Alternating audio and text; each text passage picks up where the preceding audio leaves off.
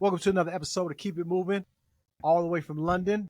We're doing some international recording today. That's what we're doing. We're going all the way across the pond to the UK, touching on some blood, some family, loved one. My guy. What's up? Peace, God.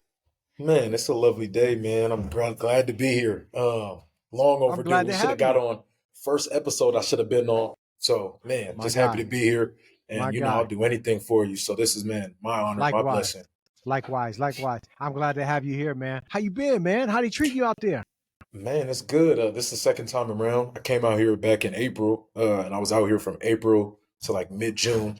And so this time around, I got my legs under me. I'm comfortable. Got my community. I don't know if you can hear in the background, but there's some kids outside playing. They should be going in now. But But man, the whole neighborhood, man, I'm cool with everybody. Got my little coffee shop that I go to, gym. So man, feeling good. The weather's not too bad right now. Okay, so you pretty much acclimated with everything. You just you got a life going on over there, man. You got everything in place, man, to facilitate the life that you live in. That's good. That's good. Now the train and everything, I don't even need the map no more. I can just boom, boom, boom. I know where to go, how to do it. All right, so when I touch down, man, we're not going to be like tourists. We're not going to be looking up like they do in New York, looking at the building. We getting straight to it. We're getting straight to it.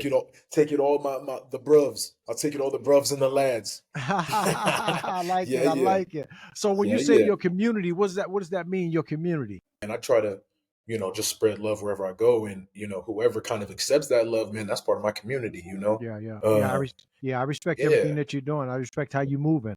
I'm trying. And, 25, we trying to get it. Time going fast. Yes, indeed. Oh, you're going to get it. Ain't no trying. You're going to make it happen.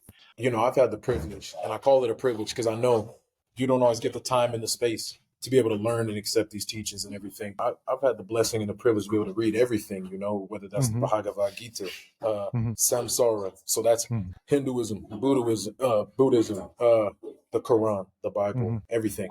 There's a tidbit of knowledge in everything. And that's one of the things you instilled early and always, I admired about you is every single teaching, single thing you read or learn, there's a lesson, there's game, right? And you can always pull and take from that, right?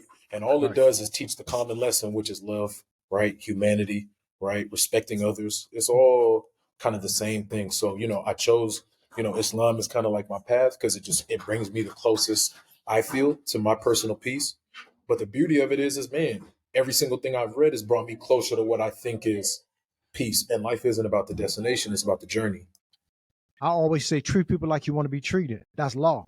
Now, I want to touch on something real quick because, man, you're doing big things, man. Like I say, man, you're in London all the way from the Bay Area, from the stopping grounds of Oakland and via Hayward to University of Portland. What you working on right now? You working on your master's or you got that out the way or what are you working on right now? Yeah, so God is good, man. I finished the master's, so I'm done with school. I'm officially what the kids will call UNC. We out the mix in terms of that, but I'm a lifelong student, lifelong learning. Of course. So right now I'm out here, and I'm super grateful. The company I work for Wieden & Kennedy. So we do Nike's ads, Old Spice, TurboTax, like all of these MLB, all of these kind of these big name brands, and we have offices all over the world. And I'm super. And that's the work you're doing right now.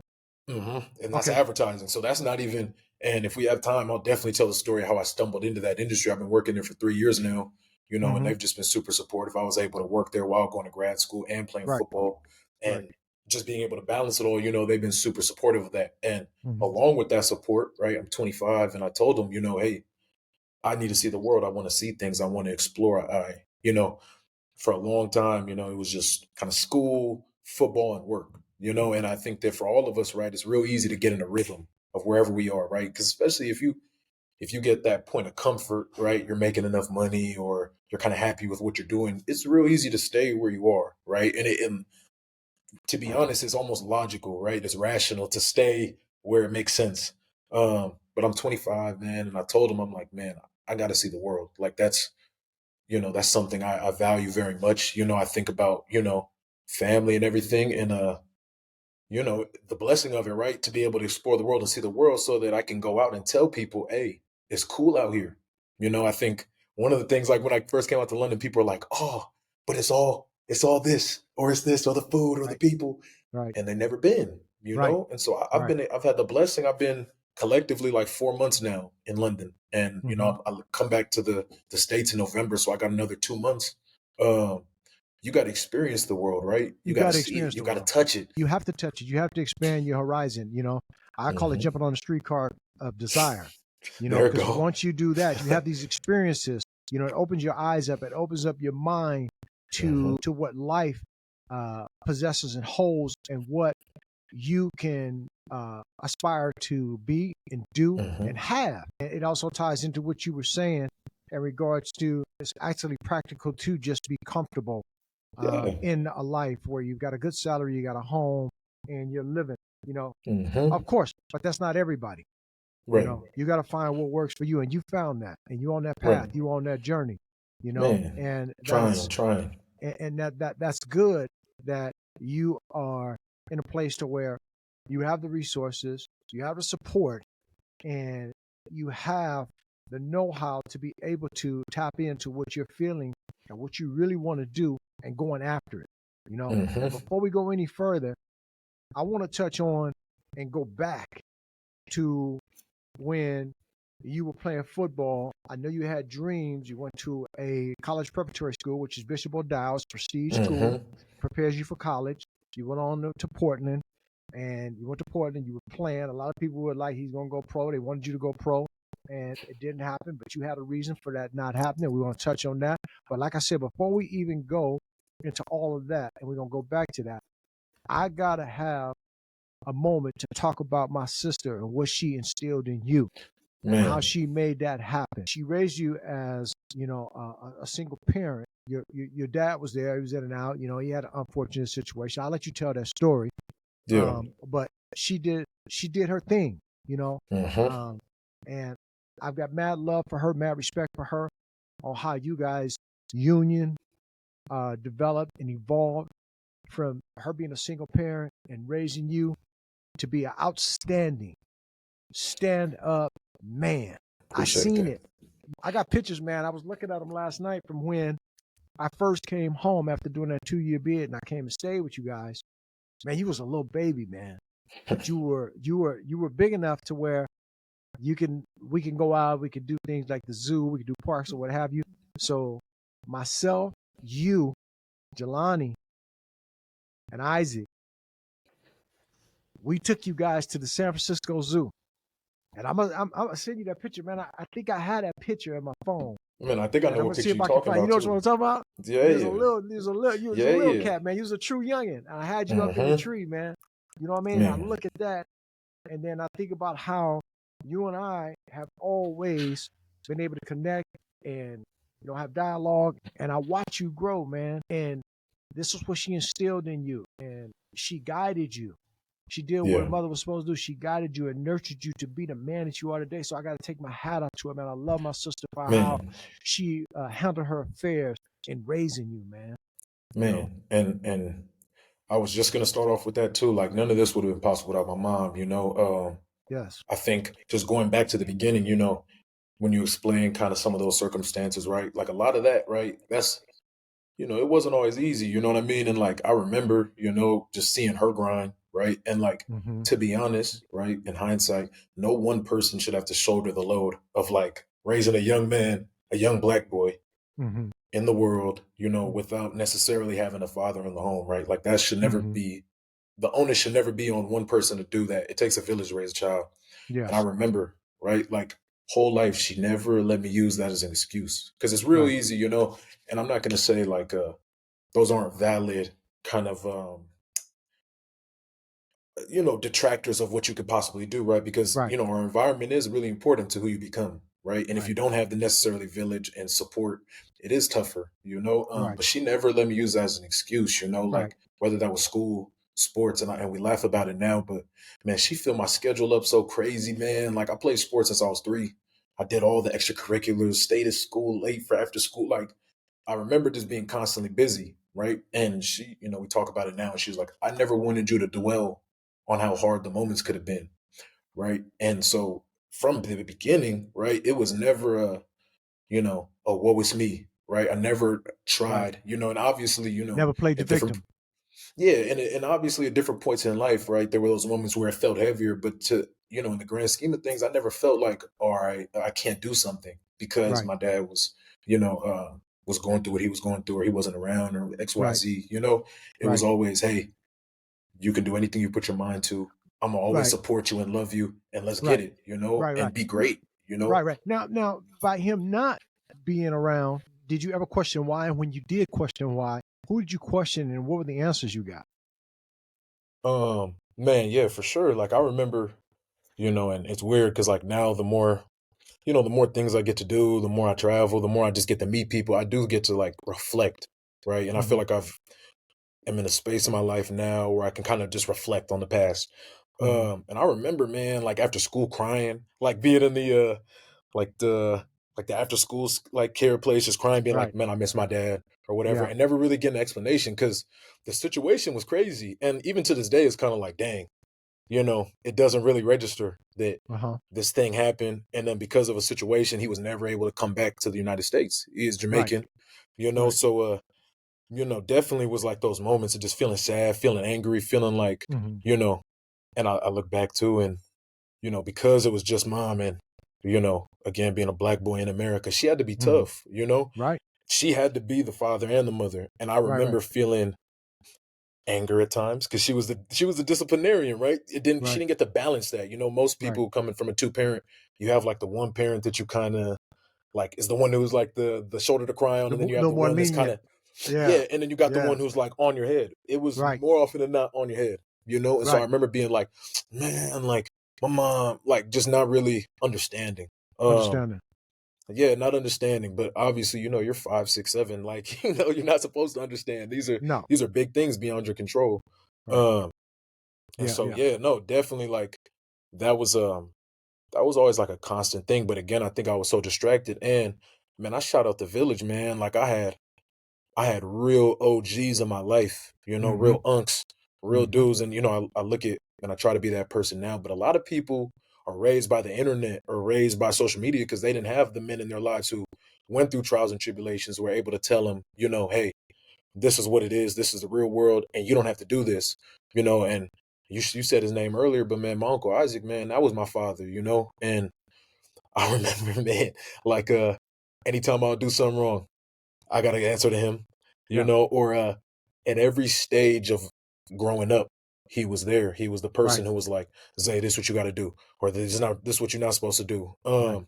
And so I'm thankful for that. Like I Yeah. never obviously the dad part was missing, but it didn't feel like I was like alone, or like I Yeah. didn't have men in my life. Right. Right. Because you And I'm did. thank yeah, I You did. did. I did. You had And it that. made me who I am. But at the same time, he it's not like your father didn't want to be there and he wasn't there because he was there. Him and I used Yeah. to hit the clubs together. We used to go to the reggae Yeah. club and party to the crack of dawn. He was Right. here. Yeah. You remember that era when he was here for a while when you Yeah. driving the trucks? You remember But that, man, right? it is the thing is, man, it just and looking back again, man, he left when I was like 6, man. So like, Oh wow, I didn't know that. I Yeah, that's right. You were yeah, real and young. I I didn't know and you was yeah, 6 though. 6. That's Yeah, kindergarten, and then from that yeah. point Wow. on, we didn't live together. And I Right. remember, at each point, at different points, whether that was like 6th grade, because I remember they were saying, "Oh, he could come back when you're 12." That didn't happen. Mm, And then it was like, "Oh, when you're 18," and then he passed when I was 21. So like, it yeah. just happened like that. And hopefully, we get to talk about it a bit. But I had my No, I want to resentment talk about towards. that. Let's touch on that Yeah, since we're yeah. here right now. How did that make I you had feel when he passed away? What was going on with you internally? So we stopped talking when I was 16 because, 16, 17 as a boy, like Hmm. you think you know everything or you think Yeah. you think you got it figured Oh out. man, I And, did. and I jumped out the house at 15, crazy, there we go. thinking I There we know go. everything, man. And Uh-huh. Uh-huh. yeah, I get it. And yeah. And the reality is like, again, you don't know everything. And at that age too, it's hard to extend grace and mercy because you don't really know. Like you weren't wasn't thinking it that way. I was Yeah, like, you coming oh, of I, age. You yeah, coming of and age. I was angry. I was like, man, you weren't here when I needed you, and the phone can only do so much. Like, because Right. after he got out of prison, he went back to Jamaica, and then it was phone calls, and then Hmm. we would visit in the summer at times, but phone calls that can't replace a physical person, realistically. Hmm. And I remember being like, 16 and different things going on. I'm getting older. I'm going through things. At 16, I'm losing friends and everything. Like real life is happening to me, right? Right. And he's not there. right? And So I when you say remember you're being losing like, friends, you losing them yeah, to what? friend, To what? yeah, Like like a different I have lifestyle? They friends, taking different paths. What's going on? yeah, everything, and whether that's, friends passing away or friends kind of like, different paths, just every point of adolescence, what women, girls. He Right. wasn't that person for me. That was my Uncle Isaac, And so Mm-hmm. at that point, at 16, I'm like, bro, I don't need you. Like I was like, I don't need to talk. We don't need to talk. It's whatever. And that was from 16 until he passed away. And the problem was, we all do. We think we have more time. And I was like, I always used to tell myself, like, one day we'll talk about it. Like one day we'll get into it and we'll be able to cross that bridge. And that day never came. And this is the advice I tell all my, like, every man, boy, person in my life, whether women or men, actually any human. I'm like, mercy and grace is the most beautiful thing, because the worst thing you could have is unsaid things and questions that you can never get answered forever and always. Like, and that's my cross to bear. I can never have those conversations with him and be like, hey, why did this happen? Or did you, all of the questions, the deep questions that I wanted to ask, I'll never get an answer. And I have to How live you with that. handling that? Man, it made me a better person. I think I channeled that, because again, for a long time, like, especially with football, and this goes back to just how I was raised, like always having things, right? Like whether that was an extracurricular, a club, or whatever the thing was that distracted you. When football ended, like I was like, I had to deal with those feelings, I'm like, oh Right. man, like a lot of thoughts, a lot of Right. questions, right? Because now I could slow down for the first time in my life at 23. I slow Mm-hmm. down. Yeah. And again, like, it just made me more merciful and graceful to, I think, everybody around me, because I understand, like, we all make mistakes. Yeah. And yeah, and none of us are perfect, and we all deserve to at least have a conversation. So I'll never just like X somebody out of my life. I learned that lesson the hard way, but Yeah. I always Yeah. think it's worth having a conversation. So I always tell people in my life, or people anywhere, when they talk about resentment, or whether that's beefing with the parent or whatever it is, I'm like, hey, at one point, it doesn't have to be today, it doesn't have to be tomorrow, Right. but have a conversation. You owe it to What's yeah. yourself. Yeah. At the end of the day, sometimes everything works itself out, Mhm. and you have to believe that.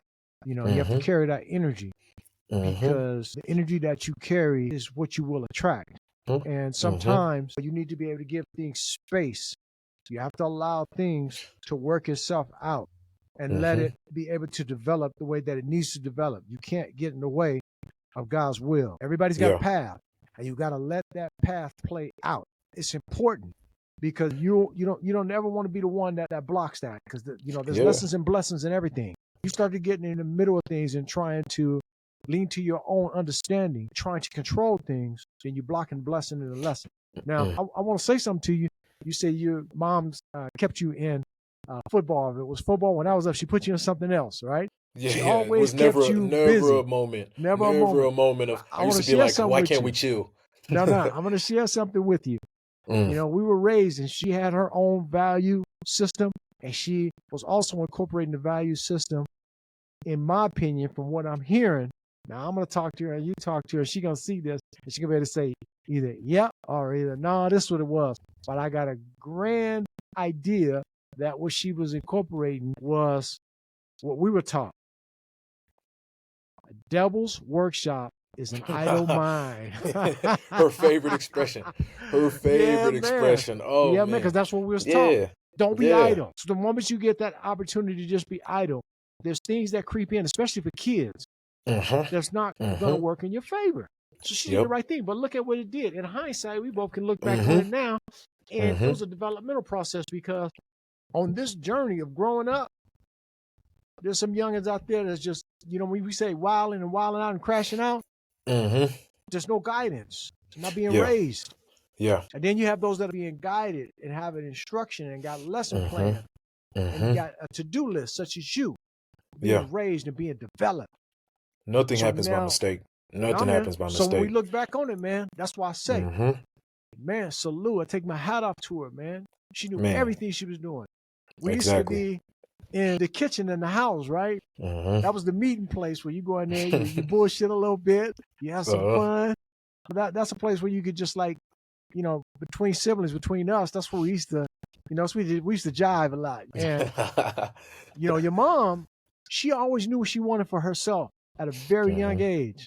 Mm-hmm. While me and Isaac over here bullshitting and messing around and doing mischievous things, I seen it in her, and I've always been, one of my gifts is vision. I can see things, I can envision things, and that's from feeling her energy and seeing how she moved. She knew what she wanted for herself. So she went to college, did what she had to do, developed herself. She knew she wanted to have a particular life, and what she wanted for her children or her child once she had them. She manifested that and did that, man. Very powerful, man. Very powerful. I love and adore her for the woman that she is, man. But talking about your football, she got you into a prestigious college and a high school. You had to have the grades. You had to have the ability to be able to hold that workload in high school at Bishop O'Dowd. She got you in there. You was playing football. You got your scholarship to Portland. You went there and played. Why didn't you go on to play pro? Nobody ever asked me if I wanted to go to NFL. In hindsight, right? And obviously, like, people expect, I think it's human nature, right? To think like, oh, if somebody applies himself to something fully, they want to obviously go to the max, and that's natural. But for me, I just wanted a free education, like I wanted my mom, and even when it was high school, like we got scholarship to go to Odell, you know what I mean? And so my whole thing was like, okay, I need to somehow, and this is my lifelong mission, and I'll never be able to get it in this life or the next, but pay her back, for all the things we just talked about and how wonderful she is. I have to be as best as I can to pay it forward, And so whether that was high school, college, the intention was, okay, what can I do to lighten the load for my mother, Well, let me tell you something, man. You're already paying it back. Right. You know what I mean? But because as a parent, no, man. No, listen to me, bro. As a parent, things you would want for your children to be able to have the life that you foresee for them and better. Of course, we want nothing but the best, and for you to be able to do all that you desire and to have all that you want to have for yourself. But the position that you're in and the things that you're doing and where you are in your life, I guarantee you, man, that you have paid her back. And you're paying her back by every day walking the walk that you're walking and becoming the man that you're becoming. You know what I mean? I appreciate that. Now, everything ain't going to be a bed of roses all the time. Maybe things that she may disagree with you, things you may disagree with her. But that's all right. That's all right, because you know how they say iron sharpens iron? Just like man sharpens man. You know what I mean? Man sharpens one man sharpens man. It's just not the good times that sharpens you. Yeah. It's those difficult times, those disagreements that sharpen you. Yeah. Because at the end of the day, when y'all do have that, you come back to the round table and you guys be able to say, well, you know what? I didn't see it this way. You didn't see it this way. Well, we didn't see eye to eye on that, but just where we are now. And the love is back in there. Yep. And that's what y'all got. Yeah. And one thing she always says is like, man, I'll always support you as long as it's positive. And I don't think I've ever done anything. I don't think I've ever like for too long, like leaned into anything that wasn't positive. I really think that is very much who I am. And I am very self-aware. And if it's something that's not right or aligned with my soul, I'm not going to do it, or I'm going to try to avoid it as much as possible. Is that Islam helping you with that? You know what, to be honest, I think that was always something in me, but I definitely think, I took my shahada, and that's when you basically like become a Muslim, right? I did that in 2020, and that whole year before I was just studying, reading everything possible. And I remember we had a conversation, I think about this all the time, because I called you, I was stressing because football basically was like on hold because of COVID. I had to go back home, go to work. I was working at UPS, horrible shifts, and I remember just feeling like, and even though this was a situation, it's easy to feel like, man, I'm stuck. Like I'm not doing enough. Like this isn't where I'm supposed to be. I'm not supposed to be at UPS back home. I'm supposed to be in Portland playing football and just working towards, and you told me, hey, right now is the time to sharpen your sword. Read everything, listen to everything, sharpen your mind, body, soul, so that when we get out of COVID, when the opportunities come, you're ready, And I don't think I would have been anywhere near or been able to do all the, really dope things I've been able to do in the last, let's say, 5 years if I didn't take that time to just really like read everything, reflect, meditate, like get right internally and externally. So shout out to you. I think about that all the time. I'll be at a cafe and here in London, I'm like, it all worked out, like it all makes sense. Man, I appreciate you. Yeah. But going back to football, like you said, you wanted to go back to that. So 7th and 8th grade, I didn't play football. I started playing football freshman year in high school. I played every other sport up until then. So I never thought about like, oh, I need to get like that wasn't my mind. I was always a good student. I was like, oh, okay, I'm gonna be a lawyer, engineer. I'm gonna go to. I was like, oh, I'm gonna go to Stanford. I'm gonna, do the best that I can. Blah blah blah. And then freshman year of high school came. First summer playing football, and man, it was. I remember the first we did Oklahoma drill, and I don't know if anybody knows, but Oklahoma drill, you just line up 2 men back on your backs. You got to get up, and one's a ball carrier, one's a tackler. Tackler got to hit and try to stop the ball carrier from running. Super hard drill. In my opinion, it reveals who got that in them. Because you can't run. There's nobody else but you in a hole with another man. And I remember that first one came down, and I hit bruh so hard he fumbled, and that was like one of our best running backs. Boom, made him fumble. And I think also, always just playing football with the family and everything. We come from a big family, so you can't be soft. I was never soft like at that. Nah, you can't be soft. You were getting tried. You know what I mean? You're gonna get tried. You was getting tested. You was getting tested. Yeah. And so I already kind of had that like, all right, I can run through. Like, I'm not scared of nobody. Did that first drill, hit bruh, and that was one of the best feelings, And I remember that. I can literally close my eyes right now and remember that drill. And boom, did that. Ended up playing linebacker, got defensive, and that was freshman year, got defensive player of the year on my team, first year playing football. And so dudes were like, oh, Zay, you nice. And I think, right, and this is something I think, and hopefully, man, the youth listen to this or whatever, when you get told you're good at something, it's real easy to be like, okay, this is my thing, this is my lane. And I'm one of those people who believes that, man, you don't have to have one lane. You can do everything, or you can do a lot of things. Yeah. And I think at 14, people saying, okay, man, you nice, bro, like, boom. And then I really just kind of poured everything into football. Even, and there were certain points, because I did football and track, there were certain points grades would even dip, things that weren't characteristic of me, because I was so locked in on football. Because, freshman year, you get to high school, you see people getting scholarships. And that was something I never even thought of. Like, oh, you can get a full ride scholarship to play football, and you'll never have to, like, pay. You get all these things. You get to see all these things. And so I poured everything into that, and I think for a minute, I'd say from freshman to junior year, I kind of lost sight of like the bigger of who I really am. Right. And that's everything. And I can do anything. And I love learning. I'm a student, right? Student athlete is everything, and I think that, those first 3 years really just was super locked in on that. But by senior year, and the recruiting, we did everything. It was slower. It didn't take off for like how other people did. But I think I was also in a really good situation, like relative, right? There's always somebody below you and there's always somebody above you. I had boys who were Oregon, USC. And then I'm like, man, and every year, freshman, junior, I'm getting all Bay Area first teams, all of the all Bay Area, all Metro, all City, all of the accolades, right? And so I'm like, okay, I deserve this, right? I had that entitlement. And by senior year, I was like, man, let me just go somewhere.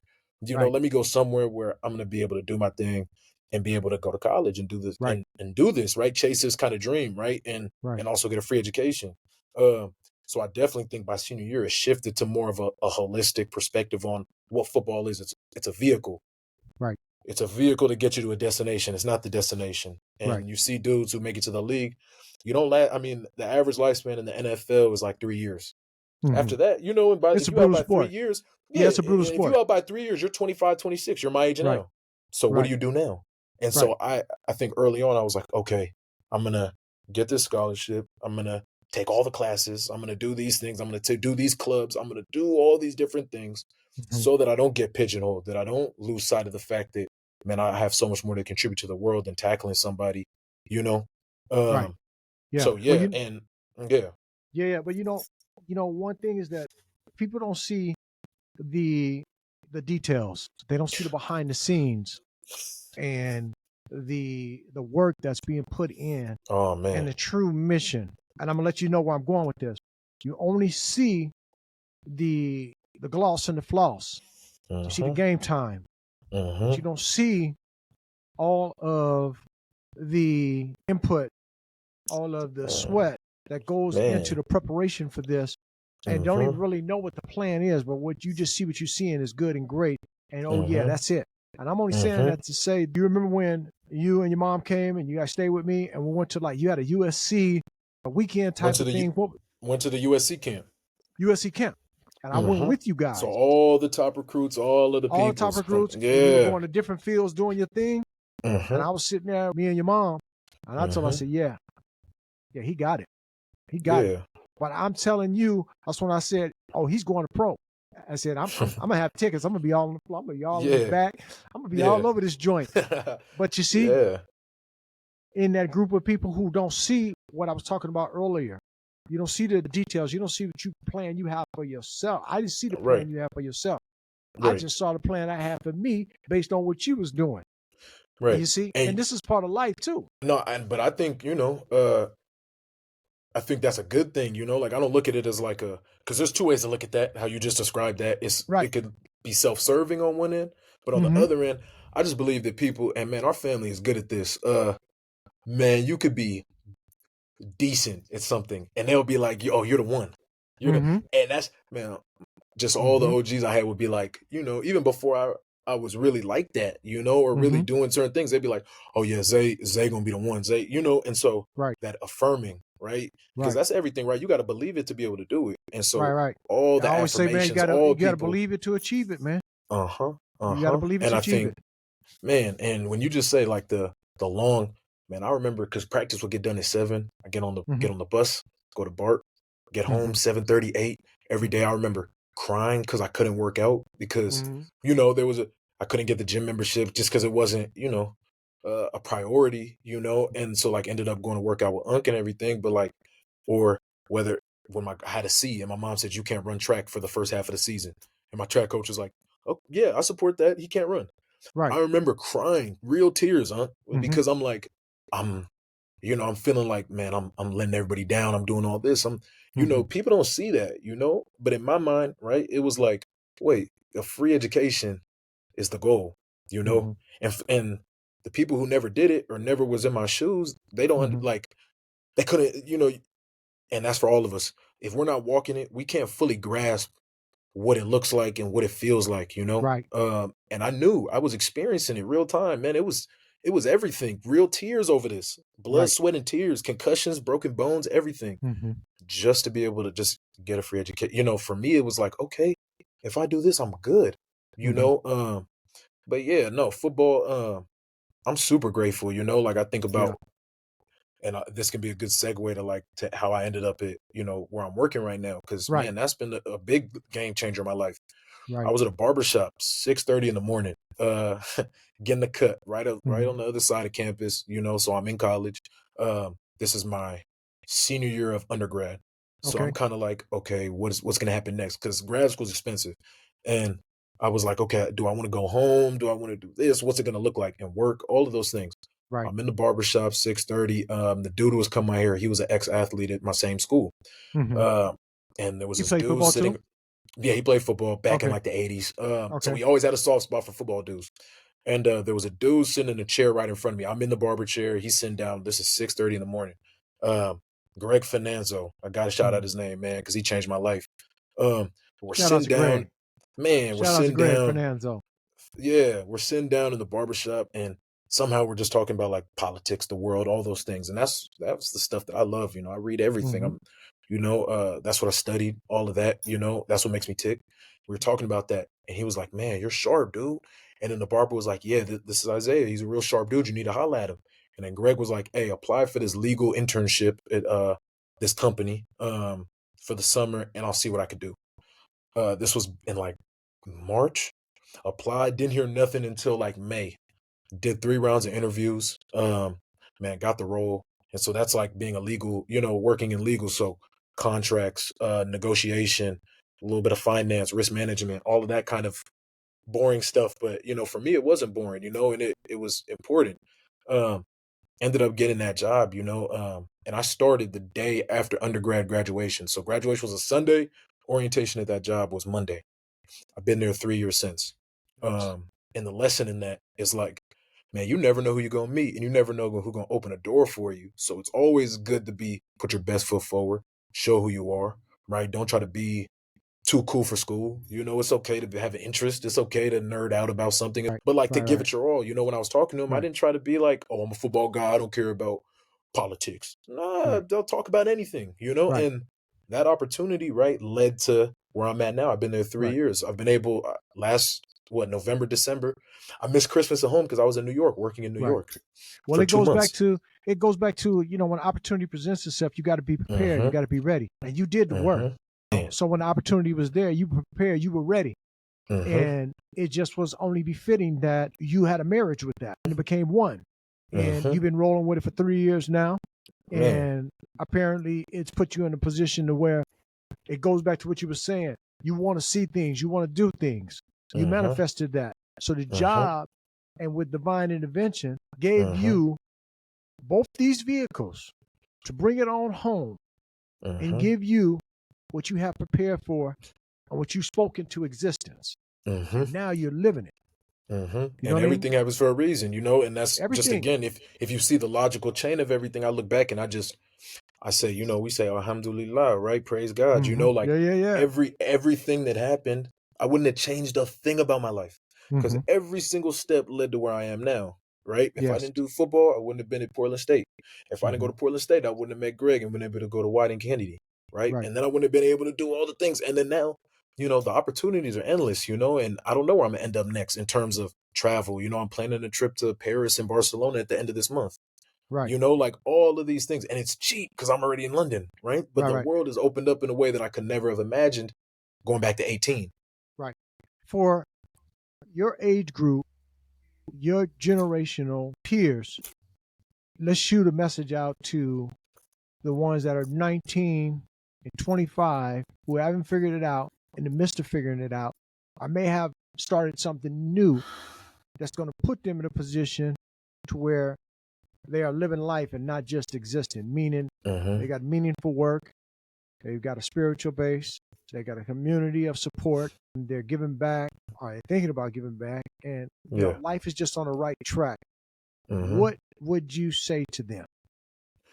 Man, I would just say, just work to become a whole person. You know what I mean? And a genuine person. One of the biggest lessons, right? Like, for example, I wouldn't have gotten a lot of these opportunities if I wasn't just being a down to earth, cool dude. Mm-hmm. How you make people feel matters a lot more than what you think you know. Mm-hmm. Because we all can learn things, right? Like we can all over time, whether it takes a year or 5 years, we can all learn it, right? But to how you make people feel, right? And I think that one of the things, that a lot of my peers like, and maybe it's like the mix of social media or whatever it is, or capitalist America, whatever, but everybody thinks that whatever you're learning or whatever you're doing has to equal like a monetary value, but it doesn't. Like life can't be equated to a dollar sign. And people, I'll talk to people and they'll be like, oh, why do you read this book? Like, does it teach you how to make money? I'm like, no, it's a book about the French Revolution, Les Miserables, or it's about this or this. But the thing is, right, is to live a good life, in my opinion, right, is to be able to appreciate all the things that are already in existence in front of us, right? Like the world hasn't, it's the same world that it's the same. It's a quote from, okay, The Richest Man in Babylon, right? The same sun that my A deep grandfather book, saw. deep book. Yeah, The, I've the, read the that book same sun. plenty of times. Oh, yeah. And then Yeah, read it again and again to highlight a new again and thing. again and again, because it's such a short read, Man, and yeah, and the lessons in there, the jewels in there, are yeah. so relevant to today's time. It's a Mm-hmm. timeless read. Mm-hmm. But there's a quote in there, right? That it's like the same sun, right? That my grandfather saw, that my father saw, that I saw will be the same sun that my son hopefully sees one day. The world ain't changed. Maybe No, the actors in it changed, but for the most part, human nature has been consistent through everything time, is, was, and right? always will be.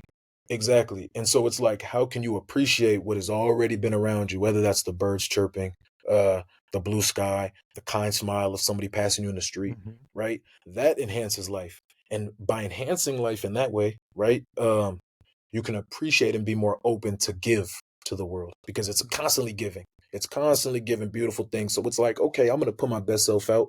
I'm going to try my best in these things. I'm going to treat people right. I'm going to give my best effort. Not everything needs to be for a dollar sign. Like, man, I do so much, and it's always weird for me to say it, but I do so much community service things or volunteer things for no money because I No, believe in the value in it. Because I I know, understand that, man, I have people pour into me, so it's my duty to pour into others, I know, I All know. of those things. Yeah, all of those I things. remember Like, Yeah. Yeah. I remember I was trying to catch you. Yeah. I was in the middle of the woods in Oregon teaching photography Right. to Yes, low you let me know income that. kids. Yeah. Yeah. Yeah. And so all of those things, right? It's not necessarily, it wasn't for the dollar sign. And all of the most beautiful experiences and opportunities I've had in my life weren't because, oh, I read 48 Laws of Power and I was over here trying to learn how to like how to kind of finesse people. No, I Right. just was being myself and being kind and cool. And Right. obviously putting my best foot forward with what I know. So my advice, man, for like a 19, 20-year-old, man, meditate, read, smile, walk around, just see the world around you and give to it because it's constantly given to you. And watch how, right, the compounding interest, right? You do one good thing, you get two things good back, and don't do everything. Obviously, you're not doing it for that, right? But life works in that way. So just do things because it's good and it's right, not for a gain, not for the money, right? It'll come. Things will come and experience, at the end of the day, and this is my faith, man, we came in with nothing. We came in naked, we're gonna leave naked. Can't take the money, all the house, the money, the people all turn to dust when our time So comes. Washington, I always say, man, you never see a U-Haul behind a hearse. Yeah, yeah. And even Remember if that? you do, you look dumb. Yeah, Yeah. yeah. And I add something deeper to it. You can't take it with you. The Egyptians tried and they're still getting robbed. Exactly. There's excavations happening as we speak right now in the Mm-hmm. tombs and some of those pyramids. Yeah, man, this is big, man. So, let me ask you something. If you go back to your younger self, what would you tell your younger self right now? What ages are we talking? We're talking about from, let's just say from 10 to 16. Man, to be honest, 10 to 16, I would just tell myself, man, be present and enjoy what's right in front of you. I think Mm-hmm. I've always, and maybe that's, like we talked about my mom, right? Mm-hmm. Tough, big, like always had an expectation of greatness, right? Of doing what you're Mm-hmm. supposed to do these things. And I think, and that's something I try to balance now is like, I have a super high expectation of myself. And if I'm not in a place where I want to be, or things aren't the way I want them to be, I'll be upset, right? And Mm-hmm. I think that from 10 to 16, there's so much just dope stuff that happens. Like, man, you go to high school with your boys, you're playing football, you're meeting people. And I think that at that time I was like, okay, what's next? What's next? Like always thinking about what's over the hill instead of just Right. playing in the grass on my side. And I Yeah. would tell myself at 10, bruh, just have fun, breathe. It all works out, Right. And it, again, like I said in the beginning, it's a journey, not about the destination. Like we're gonna constantly just live life and live it, you know? Yeah. Yeah. Yeah. Yeah. That's Just be good, man. That's present, young good. Zay. Be present. Enjoy the people around you. Enjoy family. Enjoy your friends, because nothing lasts forever. Right. Right. Right. Well, nephew, man, you living right, man. You look Man, good. man, You appreciate you. sound Yeah, you very got me when I intelligent. got a cut. You got me when I got a Nah, cut and a retwist for the nah, first time in months. man, that looks good on you, man. You don't Man, nothing, appreciate man, it. because you shining. I always say everything starts from the inside. You can tell what a man is eating. You can tell what a man is thinking because it's going to be exposed on the outside, Mhm. through his skin, through your eyes. The eyes are the window to your soul. You can Oh, see. I was just You about to can say, see. You can look ooh. in. You can look inside, and everything. Like I said, we do starts from on the inside. I'm proud of you, man. And Man, and I'm we proud of talk you. about this all the time. Thank you, brother. Thank you. Yeah, no, I just want to give, because I know you about to, but I just want to give, man, Yeah, flowers to you in the yeah, sense of, man, you never stopped. Whether that's one thing, whether that's you never were pigeonholed to a lane. And some people your age or some people even my age are like, oh, this is who I am, this is what it is, and I'm locked right. in. But Can't do it. you're always on a mission of betterment, self-discovery. It's never too late, never too crazy to do this new venture, this new opportunity. And that's inspiring, Yeah, to be a yeah. black man. The average lifespan of a black man in America is about 50, I talked 45, about it 50. the other day. Yeah. But So to see you looking good, keep thank doing you, things, brother. man, that's giving me hope, Yeah, giving me yeah. hope that, oh man, I don't even know what it's going to take me. I have plenty of time. That's what it's all about, man. I do this to Mm-hmm. inspire. I've got life lessons. I've got experience, and I got a wealth of knowledge. Age ain't got nothing to do with it. You know what I mean? What I Man. bring to the table, I'm bringing my Mm-hmm. experiences. I'm bringing my knowledge to the table, and hope to Mm-hmm. inspire. And with my platform that this is going to be on, my YouTube channel, What I stand for is pain to purpose. And I've expanded it. It's not all about just people's woes. It's about if you have a level of expertise in particular fields, let's talk about that too. Because, man, like I you said, have to it's get me about back inspiring. on. We talk about anything. We talk about Yeah. anything. We're going to come back. We're going to circle back around. Yeah. Because, man, we could talk hours and hours. Yeah, I know we can. It's about inspiring. If I could touch 5 people and more, man, it's great. If I could touch 3 people, I'm doing good. I touch 1 person, then my job is done. I never impact over income. You know what I mean? Impact over income. I never want to stand on a position to where it's like, okay, this is it. This is be all. This is where I'm at. Let me at least try it. If I fail, I fail trying. I don't have plans of failing. That's not the goal. That's not the mission. The mission is to continue to do this, and nothing ventured, nothing gained. Yeah. And a loss ain't a loss, it's a lesson. There you go, man. Even when you might take an L, it's nothing. Man, we did this. It went too fast. We're going to come back. I believe that there's going to be a part 2, part 3, part 4. Come on. You know what I mean? Because you're constantly going to evolve. Yeah. I enjoy talking to people, and I learn from people. And I'm going to have even more to even add to this right along with my experiences in life. So this is good, man. Take care of yourself out there, nephew. Man, love life. Keep doing what you're doing, man. Yes, sir. And, yes, sir. We'll talk real soon. Man, real soon. All right, peace, love God. you, man. Love. Peace.